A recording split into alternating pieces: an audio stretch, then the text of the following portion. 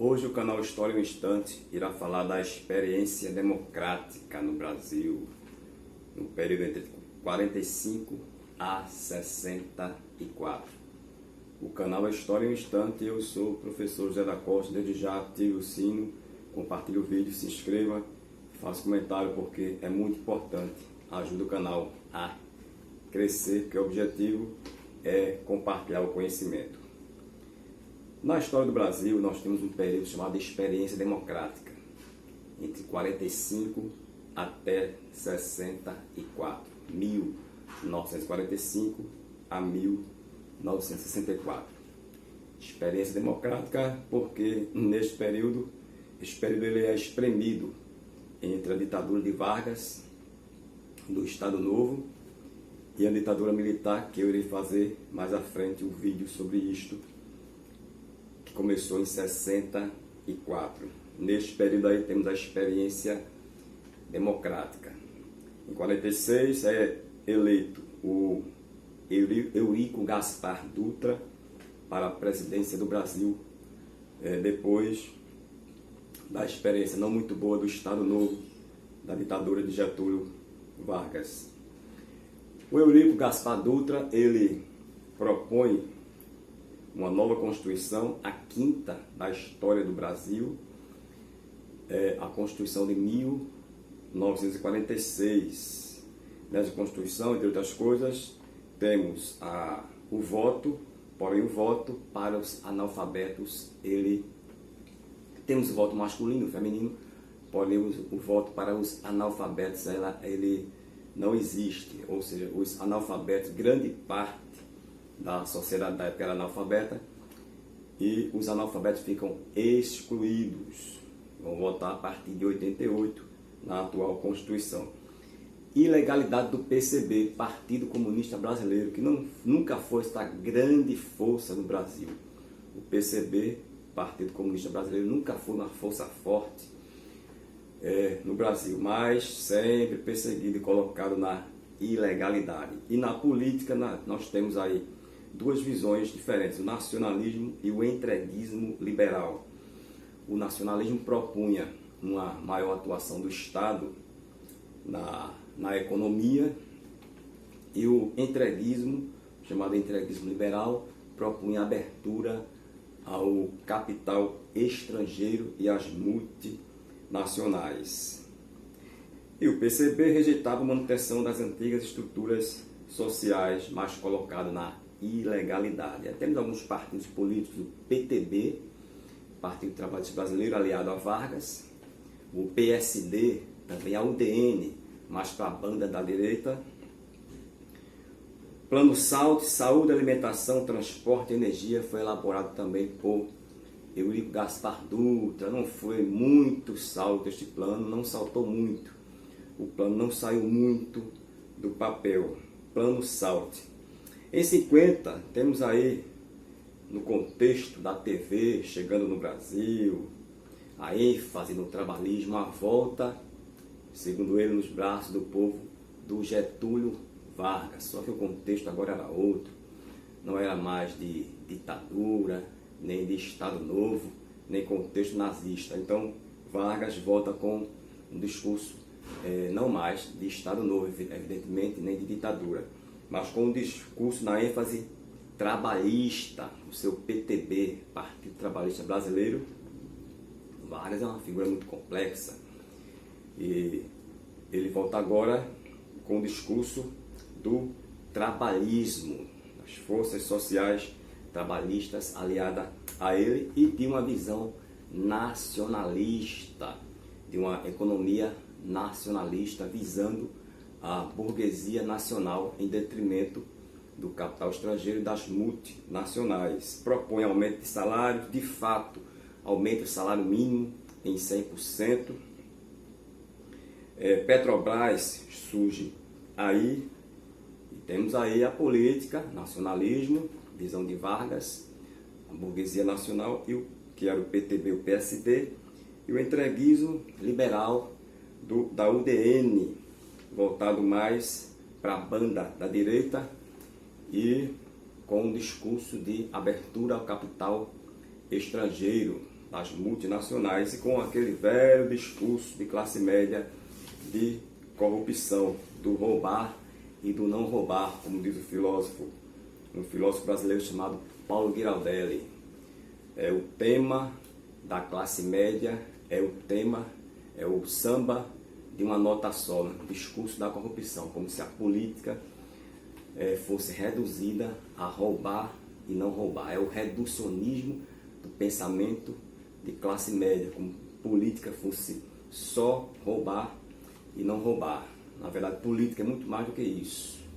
É luta de classes, é gerenciamento, é administração, é participação.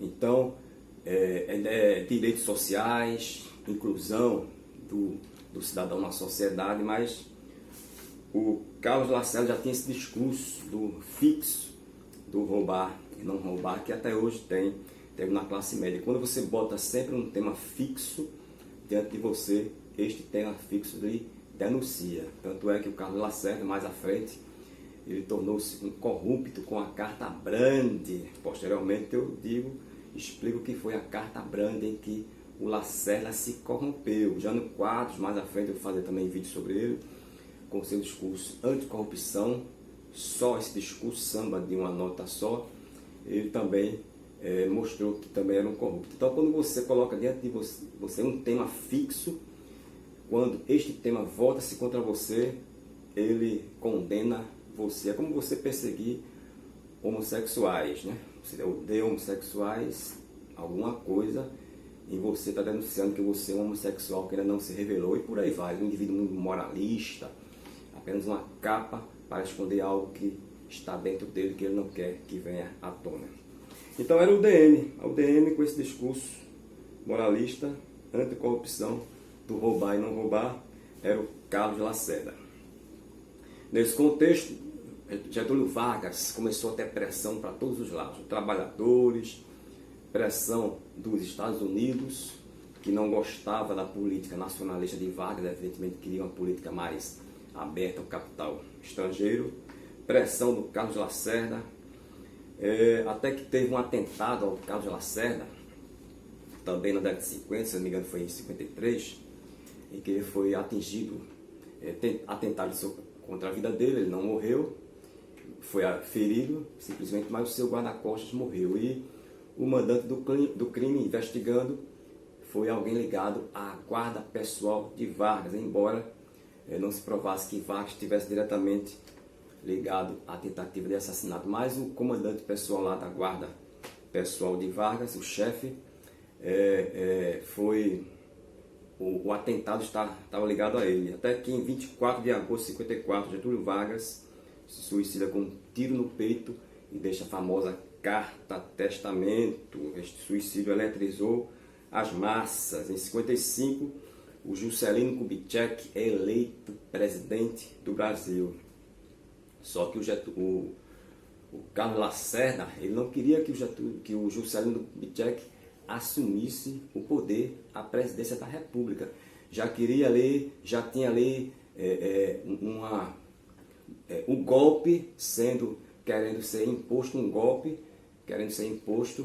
no Brasil, já com Carlos Lacerda, em 1955. Neste sentido, surge aí um general para quem eu bato palmas para ele, é o general Lott, que a história fala muito bem dele nesse sentido. O general Lott, ele se levantou para dizer que o Juscelino Kubitschek sim tinha que assumir o poder, porque ele foi eleito democraticamente. Aí ele fez o chamado golpe preventivo, ou seja, dizendo o seguinte: o Juscelino Kubitschek tem que assumir o poder. Era um general legalista, era um militar a quem na história do Brasil devemos aplaudir. O general Lott não quis, de fato, o golpe do Carlos Lacerda.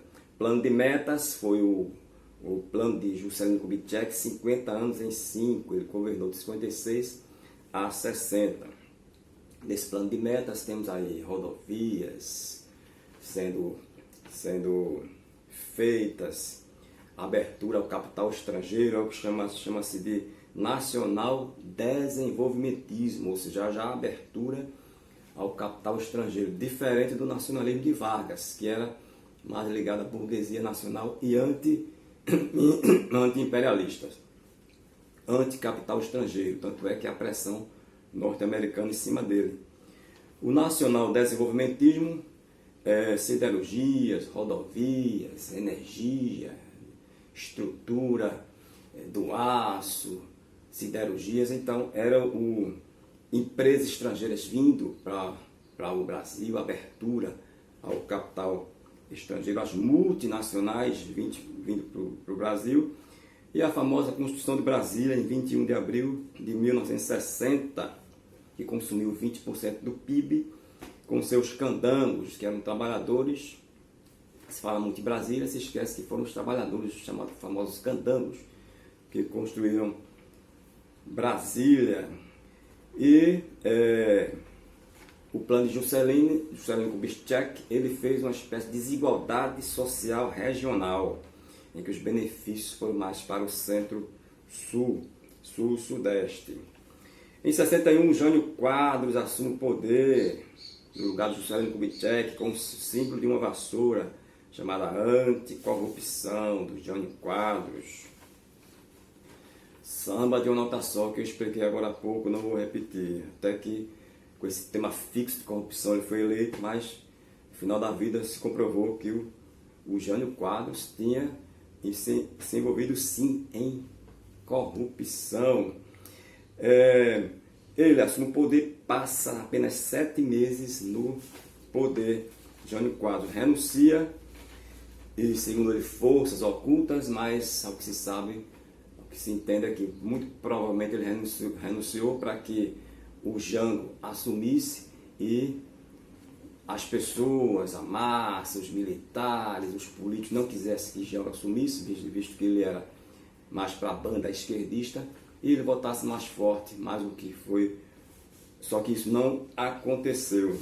E assume o poder Jango, só que nós vamos ver isso em outro vídeo, porque para Jango assumir o poder, João Goulart, não foi muito fácil. Um abraço e até o próximo vídeo.